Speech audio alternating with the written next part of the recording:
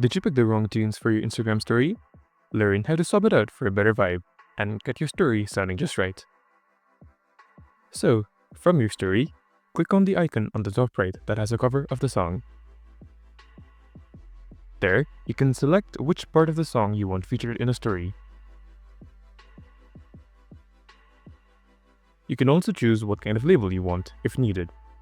So you can choose from different rectangle shape labels, or from vinyl record, or a square one. To change the song, tap on the song icon again in the top bar. In the menu that pops up, you can choose whichever song you want.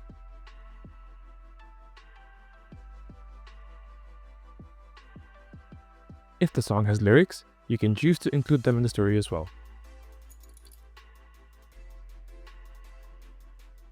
Once everything is done, tap on Done. Then tap on the arrow on the bottom right corner to post. And that's it!